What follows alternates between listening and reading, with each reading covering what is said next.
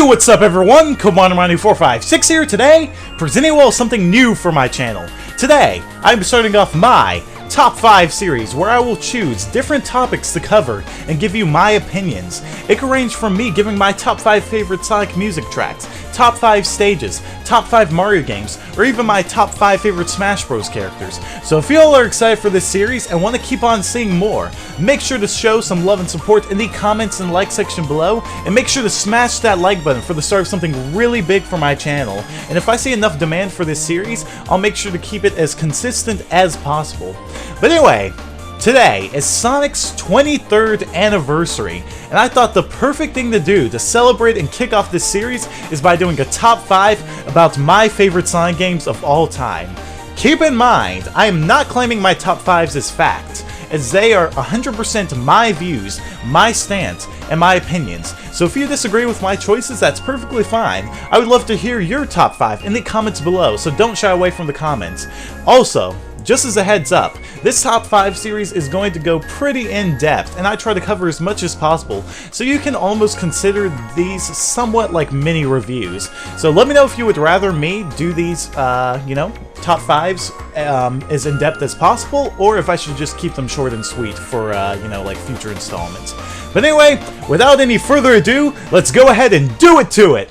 Alright, so for my number 5 favorite Sonic game, we got ourselves one of the most controversial games in the Sonic series, and that is Sonic Unleashed for the Xbox 360 and PS3. Sonic Unleashed came out in 2008, and when it was first announced, I was extremely excited for it. Even to this day, I can still watch the original E3 trailer and it still gets me hyped. This game introduced two styles of gameplay, daytime and nighttime stages. The daytime stages were exhilarating, as we could play as normal Sonic and go through stages in 2D and 3D at high speeds with the Sonic Boost, as this was the first game to incorporate the move in the 3D games. Unless, of course, you want to be a nerd about it and count Sonic Heroes special stages. But anyway, the nighttime stages were an entirely different change of pace, as Sonic hits puberty so hard that he turns into the Hedgehog, a much slower, hairier, more combat-oriented form of Sonic, as the gameplay becomes more of a beat-em-up than anything. In his new form, Sonic can punch enemies with his Mrs. Incredible-like elastic arms and can grab onto ledges, making platforming a lot easier. Even though this game is considered mediocre by many because of these sections, I got a lot of enjoyment out of this game, as the daytime stages were a blast to go through, promoting you to learn the stage layout so you can take advantage of the boost and get your fastest times possible. And while the nighttime stages don't stick to the original Sonic formula of speed and platforming, I don't think they're terrible at all.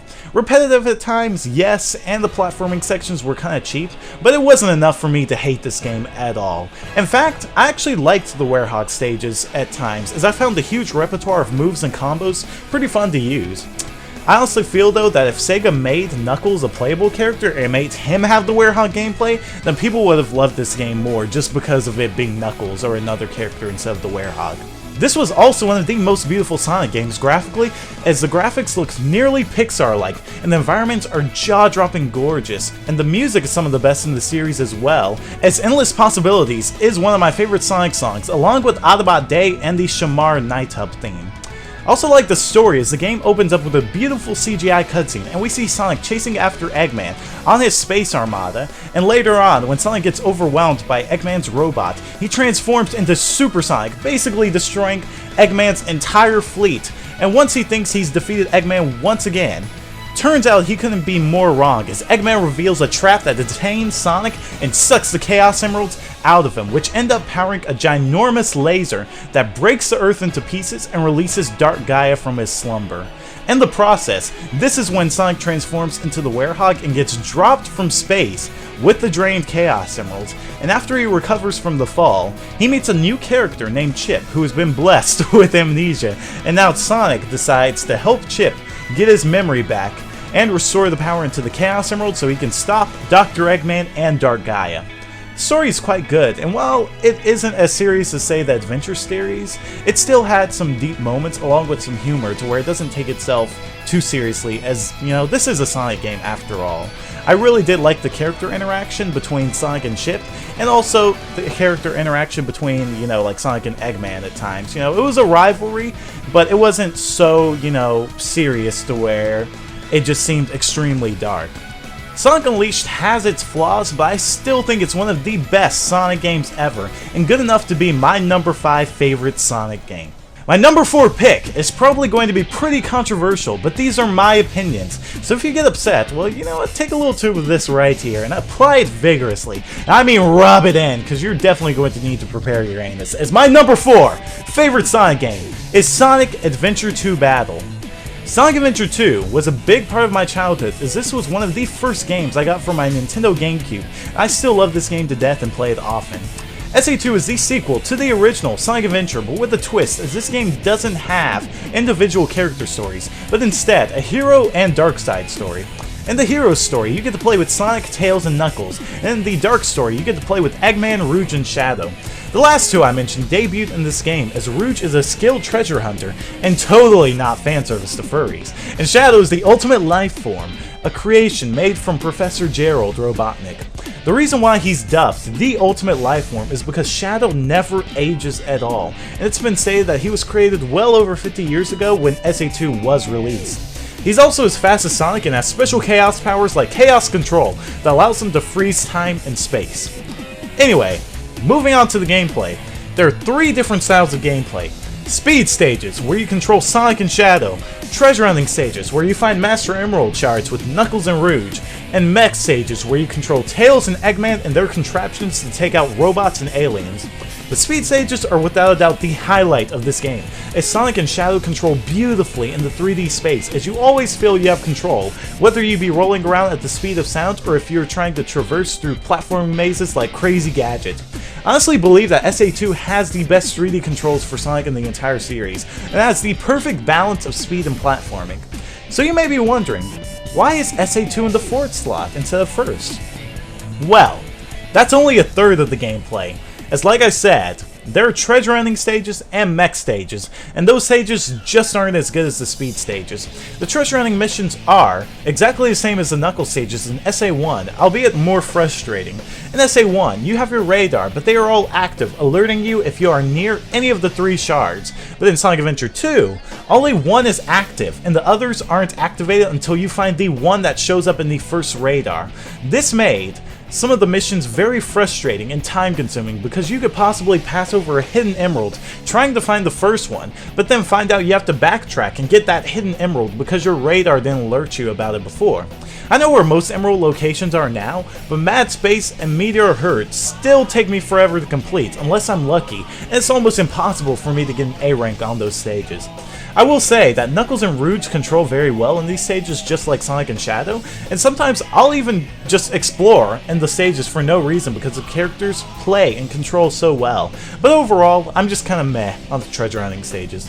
Now it's time to move on to the 3rd style of gameplay, the mech stages. These stages aren't bad at all, but they are at an entirely different pace from the speed stages, as the mechs that Tails and Eggman control are very slow, and these stages focus more on destroying enemies and taking out robots. If you want to get an A rank, you want to lock onto as many robots at once to get big combos so you can get a higher score. I kind of feel like these stages are somewhat like the Hedgehog, to where they play entirely different from the main Sonic gameplay and venture into an entirely different genre. Like I said, it's not bad by any means, but they do get repetitive at times, kind of like the Hedgehog stages. There's also another mode in SA2, and that is the Chow Garden. The Chow Garden debuted in SA1, but in SA2, it's been fleshed out more, as there are more modes in this version, and different types of Chow as well. I used to spend several hours in the Chow Garden raising my Chow, and it was definitely one of the best things in this game.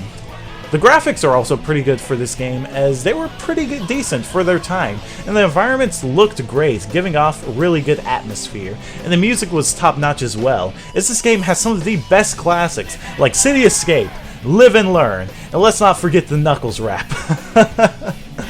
But anyway, let's go ahead and talk about the story. And the story starts out with Sonic being arrested as he was accused of stealing the Chaos Emerald, but Sonic, not one for being held down, escapes into the city and tries to find the real perpetrator, and ends up running into a mysterious black hedgehog, Shadow.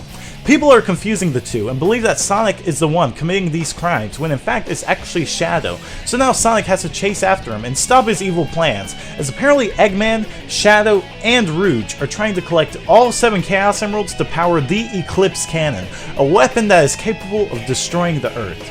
I really like the plot of this game, and while it does have its problems like shooting the moon and the pending status on that, it was definitely one of the best in the series, as it was a lot darker and edgier than most Sonic games, but didn't go too far like Sonic 06 or Shadow the Hedgehog, and each character's personality fit them perfectly, as Shadow's personality and dialogue in the game quickly made him one of my favorite characters in the Sonic series. While my love for him has kinda dwindled since Sega has butchered his personality and voice actor in the most recent Sonic games, he's still my favorite character after the Blue Blur himself.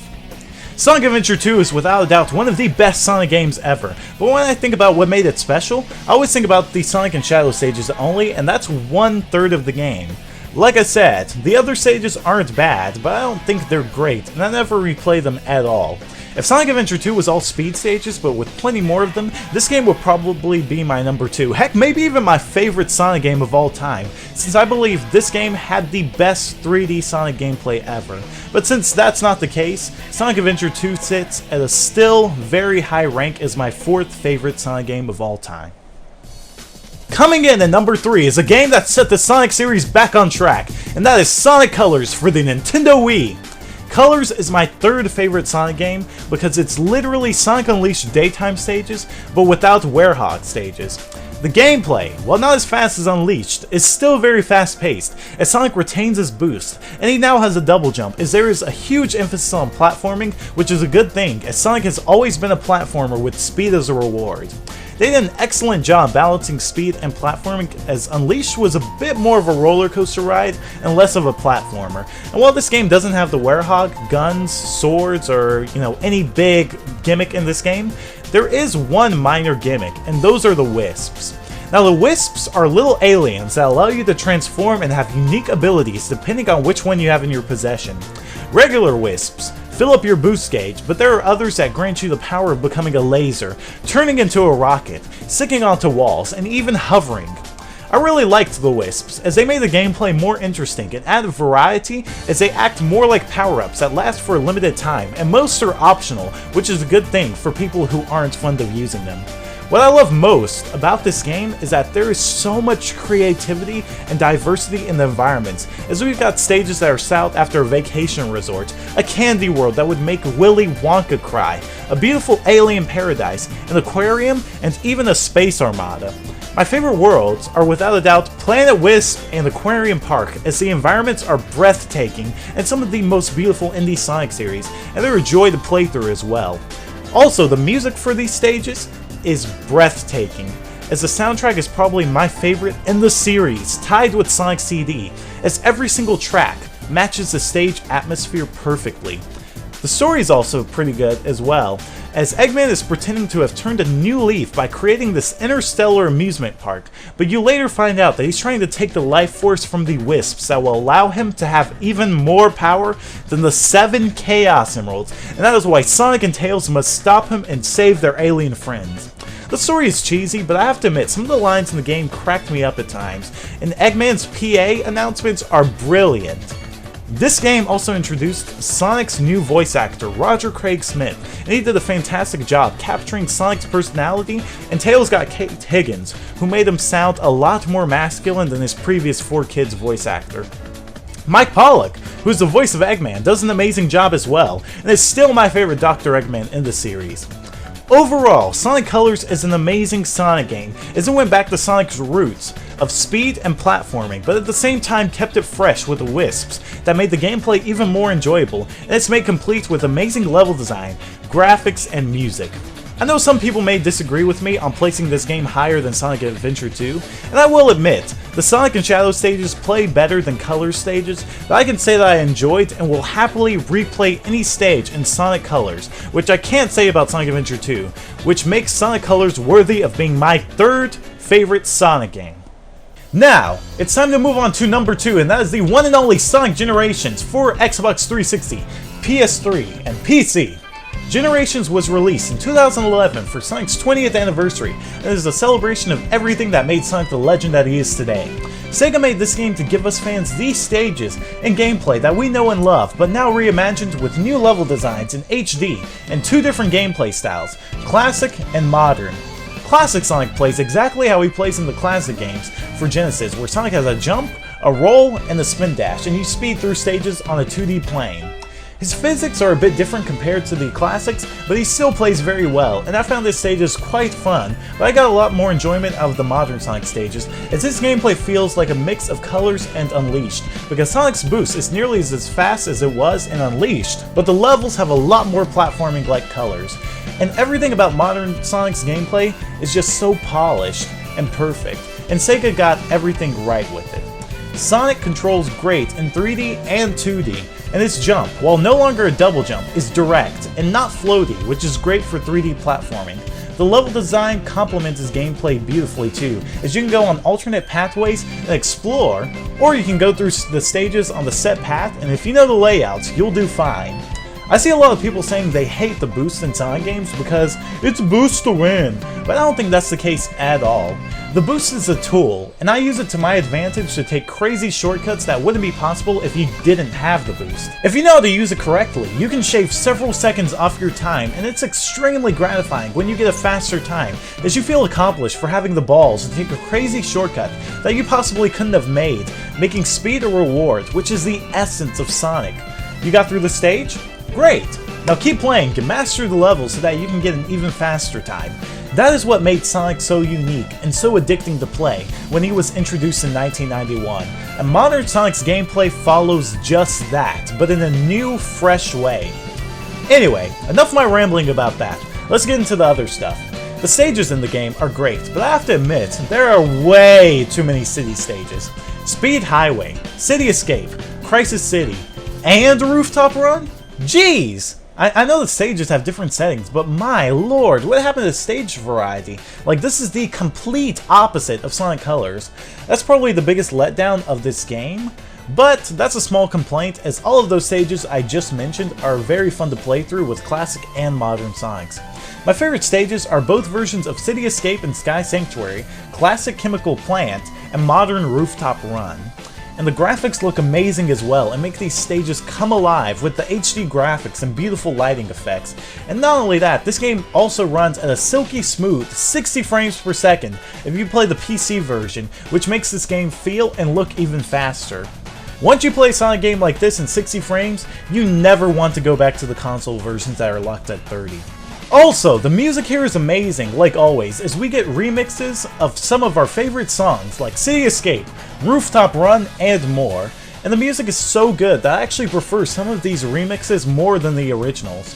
Now, I'm gonna go ahead and move on to the story, as the game starts off with modern Sonic celebrating his 20th birthday with all of his friends. But then, the Time Eater crashes the party and kidnaps everyone. So Sonic gets stuck in a white void, and then runs into Tails and his past self, where they figure out that the Time Eater is erasing time and space, and that they must team up and bring color and life back to all of the worlds.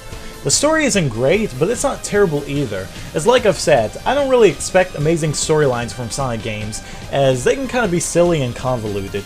But I will admit, there are some funny moments, and seeing classic and modern Eggman interact with each other was probably the best part of the entire story, as Mike Pollock does a brilliant performance with both characters.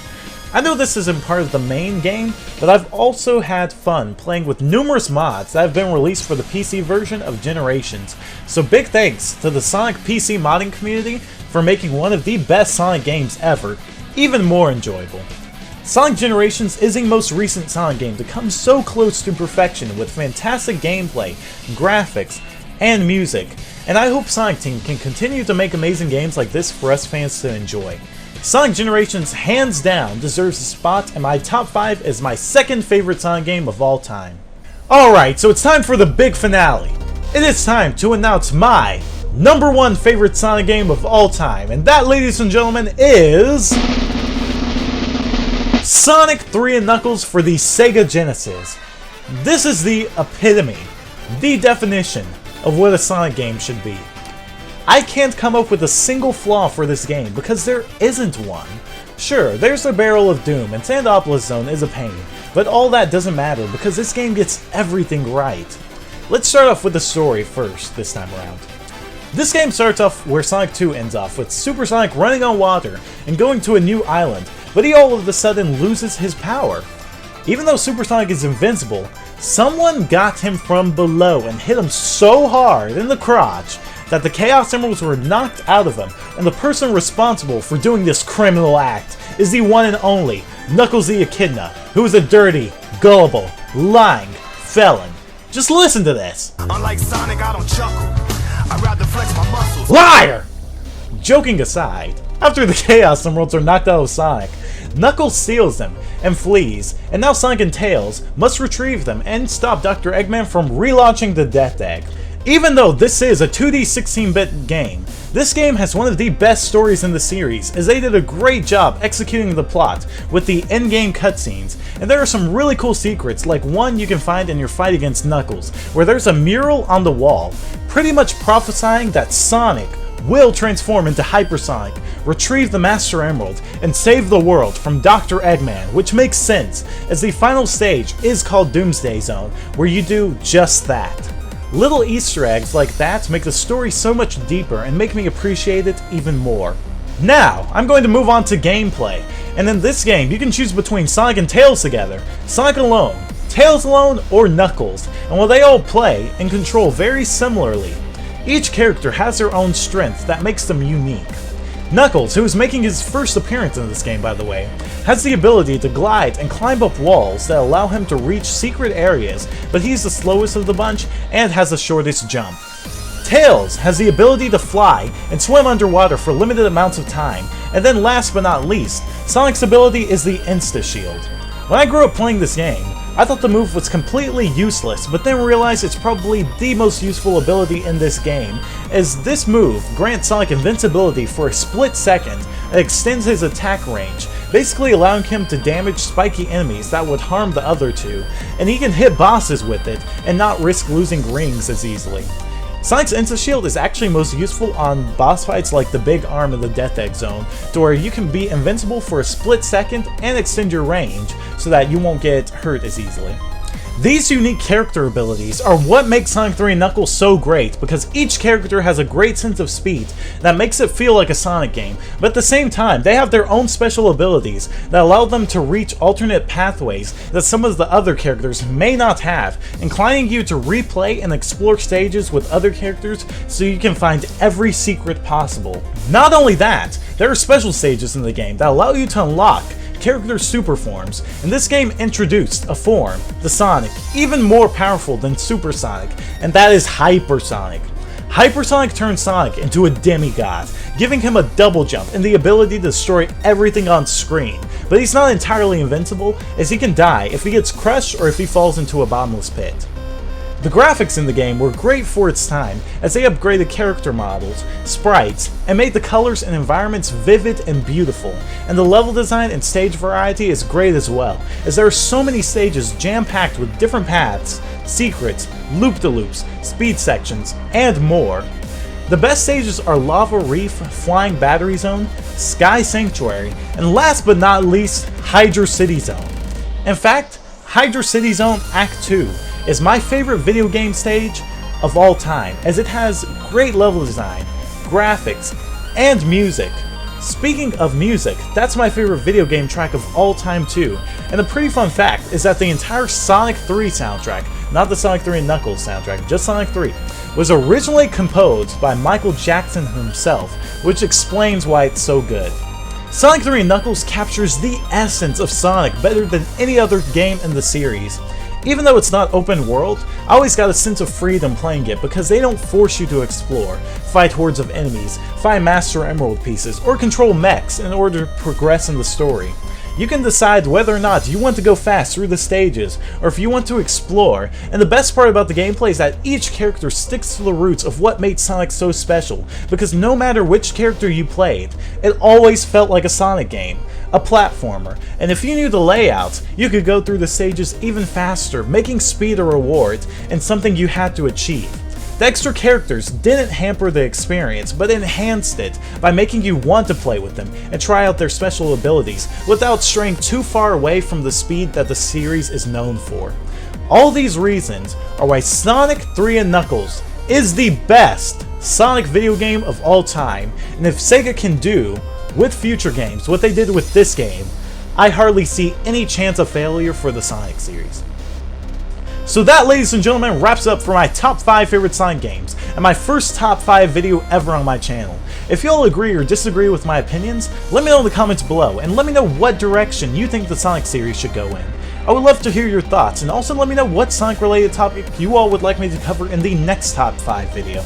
If you enjoyed the vid, make sure to smash the like button, and let's see if we can hit the like goal of 5,000 likes for this video, as it took a ton of time and preparation to get this video up. And I want to give a big thanks to SmartMMGaming for helping me with this video, as he did a fantastic job, so make sure to go check out his channel. Also, a big thanks to GlitchCity for doing the Hydrocity Zone Act 2 remix, as well, as she did it very short notice, and her work is amazing, so make sure to go subscribe to her as well. Anyway, that's it for this video, so thank you all again for watching. See you all, have a good day. Peace, Come on, everybody.